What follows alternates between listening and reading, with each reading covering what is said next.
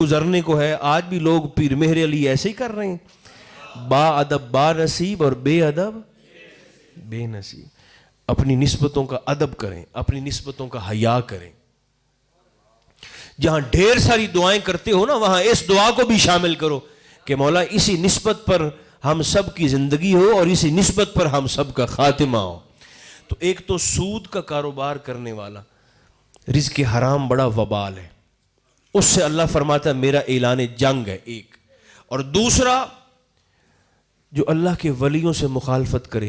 امام قسطلانی کہنے لگے کہ مولا ہر بندہ مخالفت والا تو نہیں نہ ہوتا، کچھ محبت والے بھی تو ہوتے ہیں، کچھ پیار والے بھی تو ہوتے ہیں. تو مخالفت کرنے والوں کے ساتھ تو تیرا اعلان جنگ ہے، اور محبت کرنے والوں کے ساتھ کیا ہے؟ تو ان کے لیے یعنی میرے لیے اور آپ کے لیے انعام ہے. اللہ فرماتا ہے من والا اولیاء اللہ اکرمہ اللہ، فرمایا جو میرے ولیوں سے محبت کرتا ہے، اللہ فرماتا ہے میں رب ضمانت دیتا ہوں کہ دنیا اور آخرت میں اس شخص کی عزت میں کبھی کمی نہیں آنے دوں گا. عزت آپ سمجھتے ہیں؟ عزت لوگ نا رزق پر سمجھوتا کر لیتے ہیں، عزت پر سمجھوتا نہیں کرتے. لوگ دعا کرتے نہیں ہیں کہ مولا تھوڑی مل جائے مگر عزت کی مل جائے، تھوڑی بے شک مل جائے مگر عزت کی مل جائے. تو رزق پر، روٹی پر لوگ سمجھوتا کرتے ہیں، عزت پر نہیں کرتے. رب فرماتا عزت چاہیے تو میرے فقیروں سے پیار کرو. پیار کرو گے نا، اللہ فرماتا میں تمہاری عزت کا ضامن ہوں. اچھا، یہ ساری باتیں کرنے کا مقصد کیا تھا؟ اس وقت بھی جب میں اور آپ یہاں بیٹھ کر باتیں کر رہے ہیں اس مسجد میں، مجمع الزوائد کی بڑی معروف حدیث پاک، بس یہ قبول فرما لیں جلدی سے، اس کے بعد پھر معاملات کو آگے آپ چلائیں گے. آقا فرماتے ہیں الابدال فی امتی ثلاثون.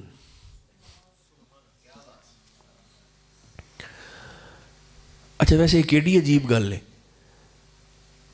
حضور فرماتے ہیں اللہ میری امت میں ہر وقت 30 ابدالوں کو زندہ موجود رکھتا ہے.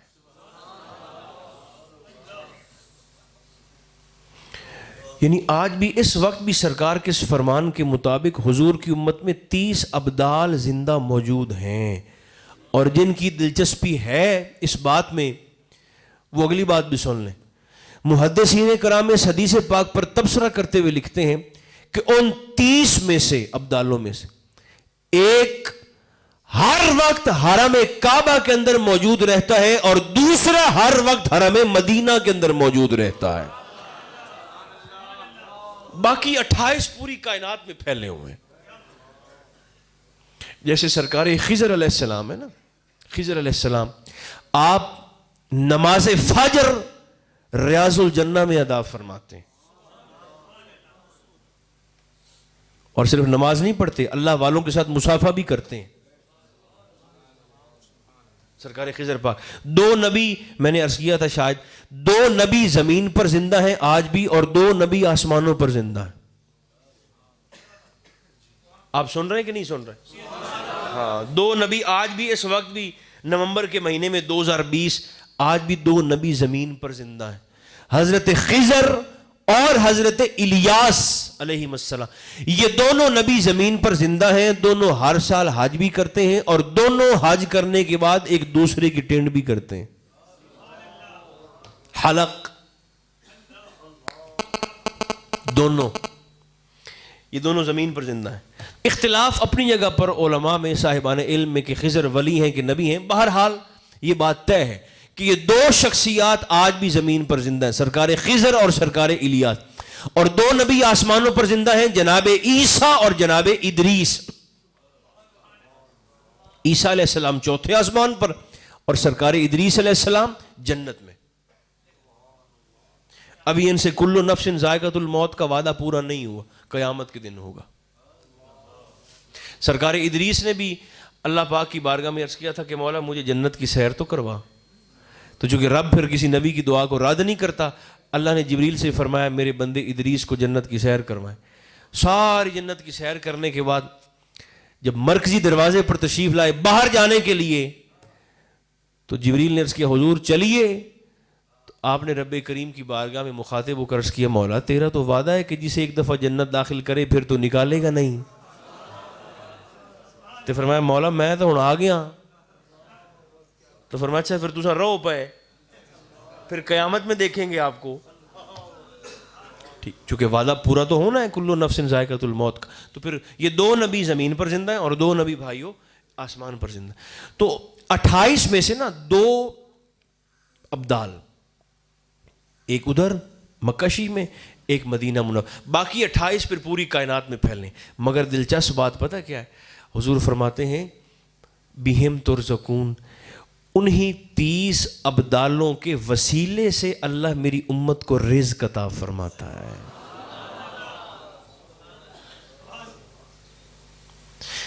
آپ کا کیا خیال ہے کہ جس کے وسیلے سے روٹی ملے, ٹکر ملے, اس کو پھر بھونکنا چاہیے؟ بولو تو صحیح نا, مہربانی کرو تو صحیح کو, ہاں نا ابھی تو کرو نا. جن کے قدموں کی وجہ سے اگر اللہ ہمیں روٹی دیتا ہے نا تو ہمارا رب بن کے نہیں دیتا. حضور کی حدیث پاک ہے مجمع زوائد کی, انہی 30 ابدالوں کے جوتوں کے وسیلے سے مجھے اور آپ کو روٹی دیتا ہے, ان کا رب بن کے دیتا ہے.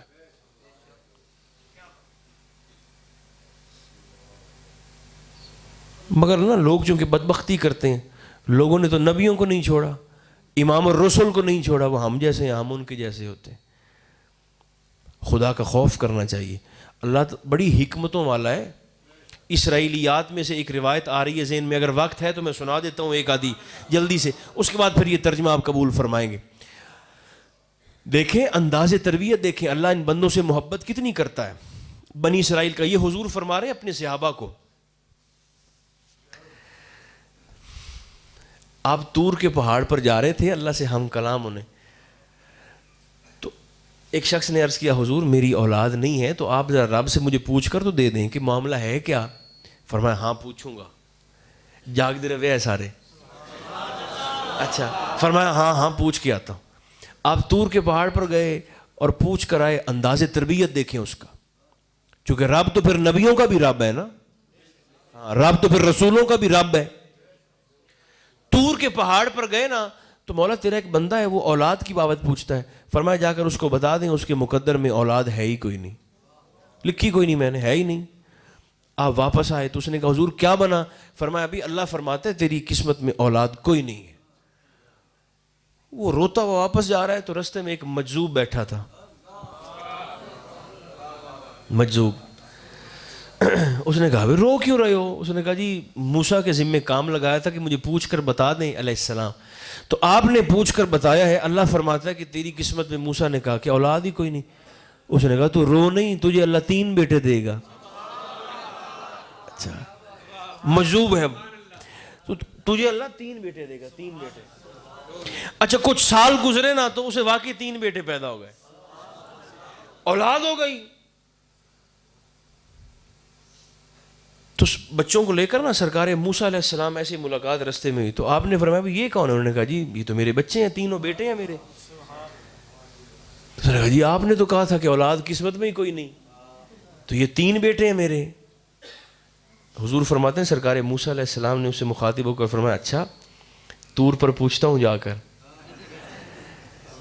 آپ طور پر تشریف لے گئے نا کہ مولا یہ کیا ہوا ہے؟ تو نے تو فرمایا تھا کہ اس کے مقدر میں کوئی نہیں ہے, اور وہ مجھے ابھی ملا ہے اس کے جو 3 بیٹے ہیں. فرمایا موسیٰ کل نا انسانی جسم کے گوشت کا ٹکڑا لے کر آئیں, پھر آپ کو میں اس کا جواب دوں گا.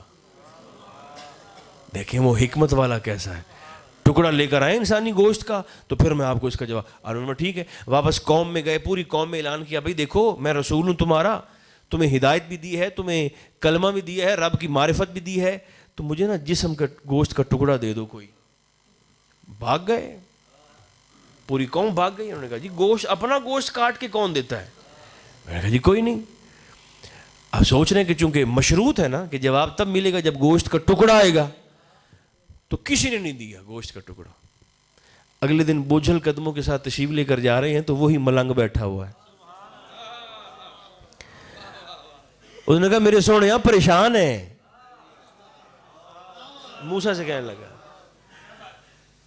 میرے آقا آپ کے چہرے پاک پر, رسول کے چہرے پاک پر تو سونے پریشانی ویسے ہی نہیں جچتی, آپ حضور پریشان کیوں ہیں؟ تو آپ نے ساری بات بتا دی بھئی اس طرح رب نے فرمایا تھا کہ گوشت کا ٹکڑا جسم کا لے کر آؤ گے تو جواب ملے گا، کسی نے قوم میں سے کسی نے بھی نہیں دیا مجھے، اب بوجھل ہوں، پریشان ہوں، کیا کروں؟ اس نے کہا میری تشریف لائیں۔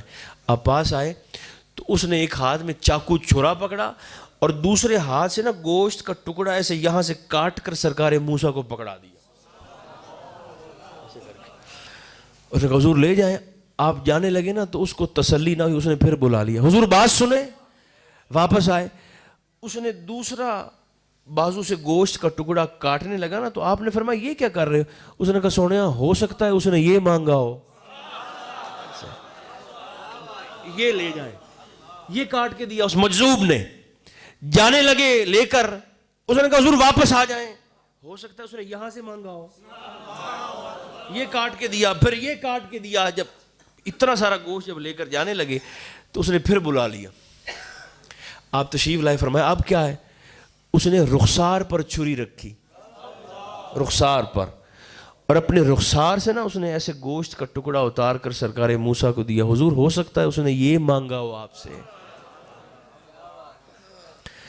گوشت لے کر آپ جب پہنچے نا طور پر تو رب کائنات نے فرمایا بھی آ گیا مولا، آ گیا، لے آیا ہوں گوشت۔ اب جواب اسرائیلیات میں سے کس نے دیا ہے؟ مولا قوم میں سے تو کسی نے نہیں دیا، جو کلمہ پڑھنے والے تھے سارے ہی بھاگ گئے، کسی نے نہیں دیا۔ وہ رستے میں ایک فقیر ملنگ مجذوب بیٹھا ہوا تھا، یہ مولا اس نے اتار کے دیا ہے، ہاتھوں سے، بازوؤں سے، پیروں سے، رخسار سے اتار کر دیا ہے کہ حضور آپ لے جائیں۔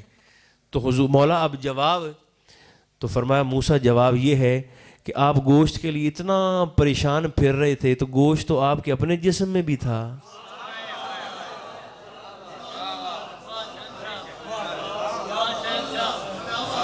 انداز تربیت دیکھیں رب کا۔ آپ انسانی گوشت ہی میں نے کہا تھا نا، تو آپ دوسروں سے مانگتے رہے تو گوشت تو آپ کے اپنے جسم میں بھی تھا۔ اب پتہ چلا ہے کہ میں نے 3 بیٹے کیوں دیے ہیں اس کے کہنے پر۔ تھوڑی جی آپ بھی تو ہمت کرو نا جی۔ تو یہ اللہ رب العزت چونکہ مربی ہے، نبیوں کی تربیت کرنے والا ہے، رسولوں کی تربیت، خطاب رسولوں سے ہوتا ہے، اللہ سمجھاتا لوگوں کو ہے، مجھ جیسے آپ جیسے لوگوں کو سمجھاتا ہے۔ تو سرکار فرماتے ہیں 30 ابدال میری امت میں زندہ رہتے ہیں۔ اب جلدی سے بغیر وضاحت کے ترجمہ سن لیں۔ بِہِمْ تُرْزَقُونَ، فرمایا انہی 30 ابدالوں کے وسیلے سے اللہ میری امت کو رزق عطا فرماتا ہے۔ اچھا دیکھنا آپ نے میری طرف ہے تاکہ حدیث پاک پھر ضائع نہ ہو جائے۔ صرف رزق نہیں ملتا آقا، تو پھر فرمایا بِہِمْ تُمْتَرُونَ، انہی 30 ابدالوں کے وسیلے سے اللہ میری امت پر بارش نازل فرماتا ہے۔ روٹی فقیروں کے وسیلے سے کھاتے ہیں میں اور آپ، بارش ان کے وسیلے سے ملتی ہے، اور صرف بارش نہیں، آخری حضور کا فرمان فرمایا بِہِمْ تُنْصَرُونَ، اگر میرا امتی کسی مشکل میں پھنستا ہے اور میرا رب اس امتی کی مدد کرتا ہے تو فرمایا وہ بھی اس کا رب بن کر نہیں کرتا، بِہِمْ تُنْصَرُونَ، انہی 30 ابدالوں کے وسیلے سے تمہاری مدد کرتا ہے۔ تو یہ کسی بندے نو بڑا عجیب لگے، کیسے روٹی ان کے وسیلے سے کیسے ملتی ہے، ہر چیز ہی وسیلے میں ڈال دیتے ہو کہ روٹی بھی ان کے وسیلے سے ملتی ہے، بارش بھی ایسے ہی۔ یہ آخری محبت بھرا جملہ بڑے آرام سے کہوں گا اور اسی طرح آرام سے سن کر اپنے پاس رکھ لینا ہے آپ سب نے۔ امام قسطلانی فرماتے ہیں اگر اللہ جناب عیسیٰ کی دعا کے صدقے ان کی امت کو مائدہ دے سکتا ہے، اگر جناب موسیٰ کی دعا کے صدقے اللہ ان کی امت کو من و سلوہ دے سکتا ہے تو فرمایا یہ امت مصطفیٰ کے فقیر کا اعزاز ہے جس کے قدموں کی برکت سے اللہ امت کو رزق، بارش اور مدد و نصرت بھی عطا فرما سکتا ہے۔ اگر وہ بات عقل میں آتی ہے تو یہ بھی آنی چاہیے۔ جن کی زبانیں سلامت ہیں وہ آمین ضرور کہیں۔ اللہ میری اور آپ کی نسبت کو سلامت رکھے، اسی نسبت پر ہماری دنیا ہو، اسی پر ہماری قبر ہو اور اسی پر ہم سب کا حشر ہو۔ صلی اللہ تعالی علی خیر خلقہ محمد و آلہ و اصحابہ اجمعین برحمتک یا ارحم الراحمین.